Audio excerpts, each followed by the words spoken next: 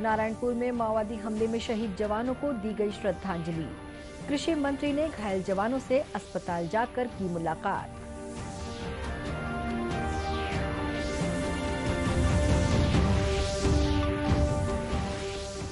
प्रदेश में कोविड संक्रमण के मामलों में लगातार बढ़ोतरी। स्वास्थ्य मंत्री ने लोगों से मास्क पहनने और भीड़ से बचने की अपील की।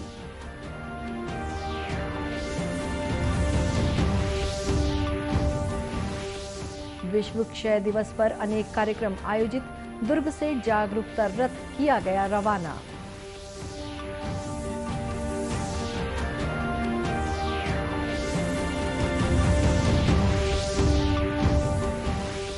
और बिलासपुर में खादी वस्त्रों की प्रदर्शनी। फैशन शो में खादी के डिजाइनर वस्त्रों ने लोगों को किया आकर्षित।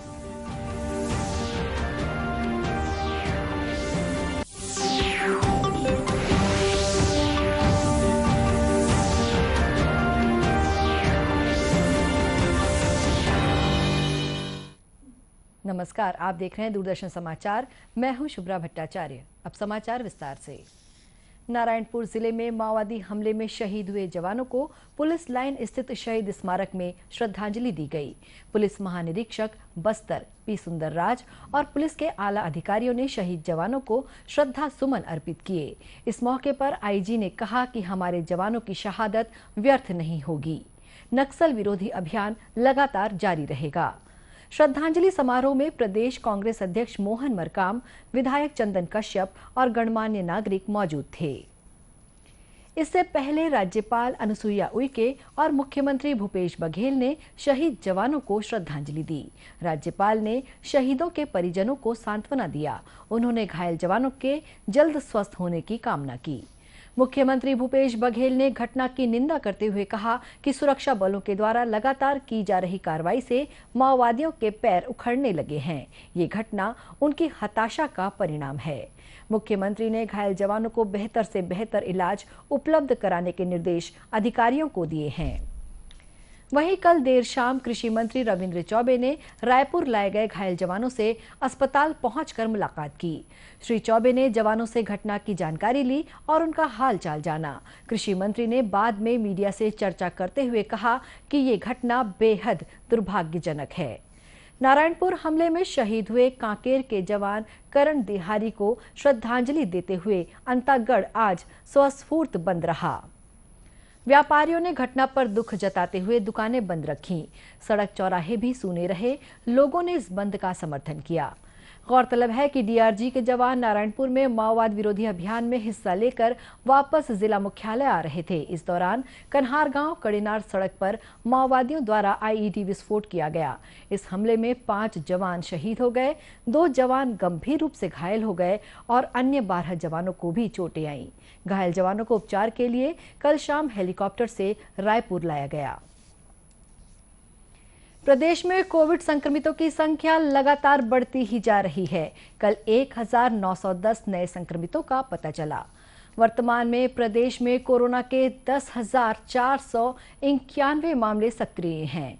बीते 24 घंटों के दौरान सबसे ज्यादा संक्रमित दुर्ग जिले में मिले हैं। यहां 691 नए कोरोना संक्रमितों का पता चला है। इसी तरह रायपुर में 507 और बिलासपुर में 117 नए संक्रमितों की पहचान की गई है। प्रदेश में कोरोना संक्रमण को देखते हुए स्वास्थ्य मंत्री टीएस सिंहदेव ने लोगों से मास्क पहनने की अपील की है। उन्होंने कहा कि जितना हो सके भीड़ वाली जगहों पर न जाएं। श्री सिंहदेव ने कहा कि शादी ब्याह के मौके के लिए भी गाइडलाइन जारी की जाएगी। वहीं मास्क न पहनने वालों पर भी जुर्माना बढ़ाने पर विचार किया जा रहा है। गया है, इम्तिहानों को ऑनलाइन कर दिया गया है। कोरोना की स्थिति को देखते हुए जो मास्क नहीं पहनने में फाइन पहले 200 रुपए थी, सोचा जा रहा है कि इसको 500 रुपए बढ़ा दें। मकसद आपसे 500 रुपए लेने का नहीं है। मकसद ये है कि आप समझें कि स्थिति कितनी गंभीर है कि अपने नागरिकों पे हमको अगर कोई जुर्माना लगाना पड़ रहा है तो सरकार बहुत ज्यादा चिंतित होगी। तब ऐसे कदम अपनाने के लिए सरकार को मजबूर होना पड़ रहा है। शादी ब्याह के लिए भी हम लोग यही विचार कर रहे हैं। आने वाले दिनों में इसकी प्रकाशन भी हो जाएगी कि 50 से ज़्यादा लोग एक जगह शादी में नहीं होने चाहिए। हम बाहर जाएं, हर हालत में मास्क पहने। आप मास्क पहनने की अहमियत को समझिए कि विशेषज्ञ क्या कहते हैं कि अगर हमने मास्क पहना तो आप ये मान के चलिए कि 90% तक हम कोरोना के फैलाव को रोकने में मदद करेंगे। दुर्ग जिले में भी कोरोना मरीजों की बढ़ती संख्या को देखते हुए जिला प्रशासन ने एहतियाती कदम उठाने शुरू कर दिए हैं। कलेक्टर सर्वेश्वर नरेंद्र भूरे ने बताया कि सार्वजनिक कार्यक्रमों पर प्रतिबंध लगा दिया गया है। उन्होंने कहा कि मरीजों की पहचान के लिए जांच तेज कर दी गई है ताकि कोरोना पर काबू पाया जा सके।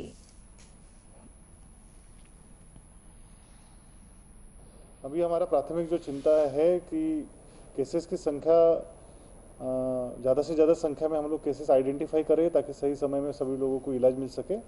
परंतु प्राइमरी फोकस यही रहेगा कि जो मृत्यु दर है उसको कम किया जा सके। जो सभी प्रकार के सार्वजनिक आयोजनों को अभी आगामी आदेश तक बंद कर दिया गया है और जो भी आयोजन होंगे उसको अनुमति लेके ही आयोजन होंगे। लोगों से अपील है कि जो नॉर्म्स है, जो गोल्ड स्टैंडर्ड्स है, जो सोशल डिस्टेंसिंग का पालन है, मास्क का उपयोग है और अननेसेसरी घर से बाहर ना निकलना, इन सभी चीजों को लोगों से पालन करने की अपेक्षा है। कोविड संक्रमण को देखते हुए कोरिया जिले में भी कोरोना गाइडलाइन के पालन को लेकर प्रशासन ने सख्ती शुरू कर दी है। कलेक्टर सत्यनारायण राठौर ने बताया कि चिरमिरी में 3 कंटेनमेंट जोन बनाए गए हैं, वहीं अन्य स्थानों पर नए कंटेनमेंट जोन बनाए जा रहे हैं ताकि कोरोना के प्रसार को रोका जा सके।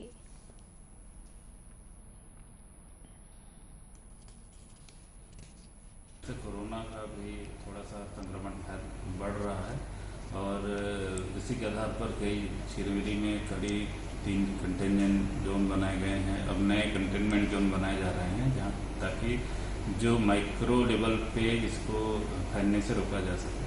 दूसरा, इस बीमारी से बचने के लिए जो मास्क पहनना जरूरी है, सोशल डिस्टेंसिंग, फिजिकल डिस्टेंसिंग और आपको हैंड सैनिटाइज करना जरूरी है। इसके अतिरिक्त जो शासन द्वारा लगातार जो वैक्सीनेशन कराया जा रहा है, इसमें मैं पूरे कोरिया के जिले के लोगों से अपील करता हूँ कि जो 60 वर्ष से अधिक के लोग हैं और 45 वर्ष के अधिक कोमॉर्बिडिटी के साथ है, वो निश्चित रूप से टीकाकरण अवश्य कराएं ताकि इस महामारी से लड़ा जा सके।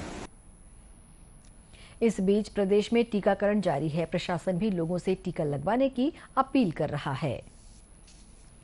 आज विश्व क्षय दिवस है। भारत सरकार वर्ष 2025 तक देश से टीबी की बीमारी को खत्म करने के लिए प्रतिबद्ध है।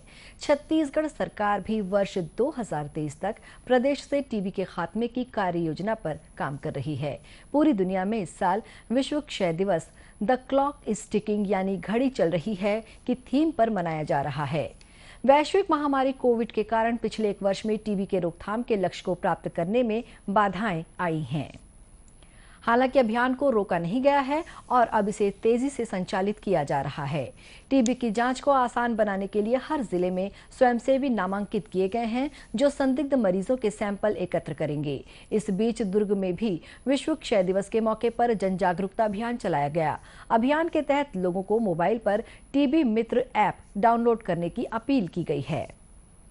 जिले के क्षय रोग प्रभारी डॉक्टर अनिल कुमार शुक्ला ने बताया कि टीबी के प्रति जागरूकता लाने और रोगियों की पहचान करने में एनजीओ की मदद भी ली जा रही है।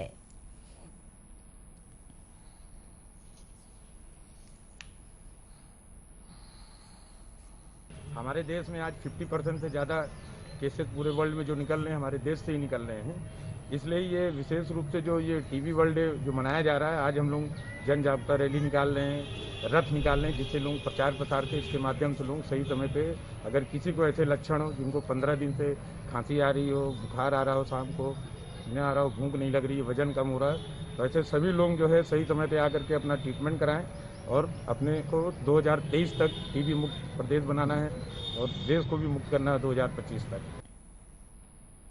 इस मौके पर दुर्ग से एक जन जागरूकता रथ भी रवाना किया गया।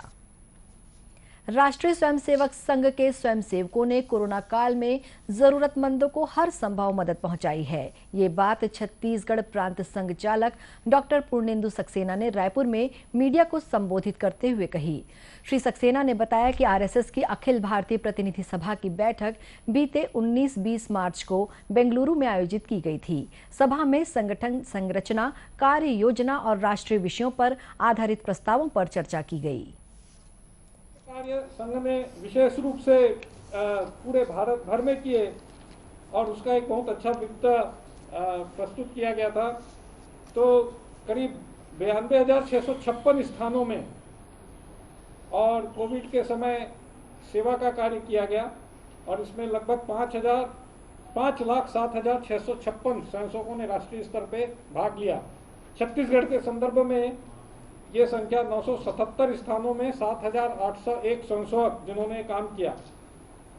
छत्तीसगढ़ में लगभग 74,140 राशन किट और 1,26,341 रेडीमेड फूड पैकेट ये वितरित किए गए। राष्ट्रीय स्तर में इसकी संख्या है 4,66,34,720। तो जिस समय लोग अलग थलग पड़ गए थे, मार्केट से सामान नहीं आ पा रहा था, या लोग जो परिवार अकेले रह रहे थे, छात्र थे, ऐसे लोगों को बड़ी संख्या में आप सबने भी इस बात का अनुभव किया होगा कि फूड पैकेट और राशन ये वितरित किए गए। श्री सक्सेना ने जानकारी दी कि सभा की बैठक में 2 प्रस्ताव पारित किए गए, जिनमें राम जन्मभूमि पर मंदिर का निर्माण और कोविड महामारी के सम्मुख खड़ा एकजुट भारत शामिल हैं। बिलासपुर जिले में इन दिनों खादी प्रदर्शनी की धूम मची हुई है। यहां मिलने वाले डिजाइनर जैकेट, कुर्ता पजामा और अन्य वस्त्र लोगों को लुभा रहे हैं। गौरतलब है कि बिलासपुर में बीते 12 मार्च से 15 दिवसीय राज्य स्तरीय खादी प्रदर्शनी का आयोजन किया गया है। प्रदर्शनी के दौरान खादी से निर्मित परिधानों पर आधारित फैशन शो का आयोजन किया गया, जिसमें खादी से बने नए डिजाइन के वस्त्रों को काफी सराहना मिली।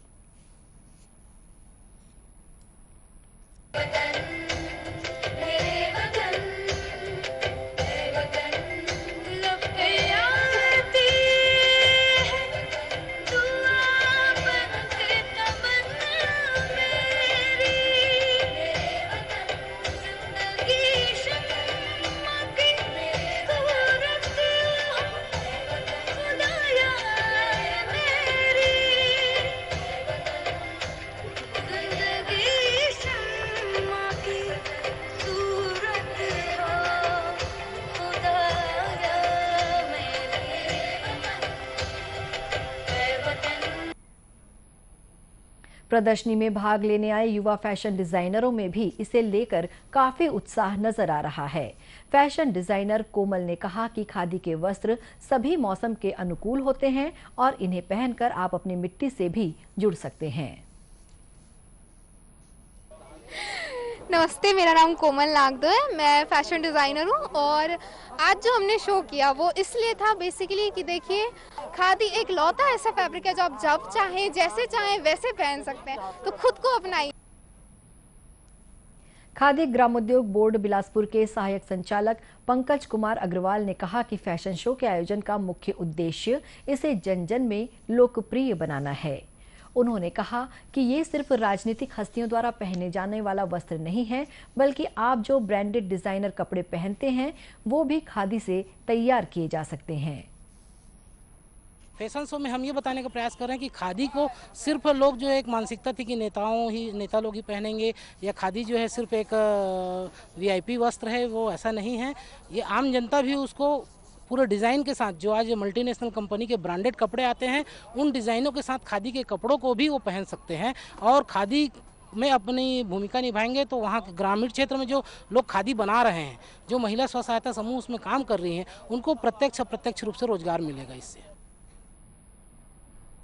प्रदर्शनी के दौरान ग्रामोद्योग विभाग द्वारा तैयार अन्य घरेलू सामग्रियों की बिक्री भी की जा रही है।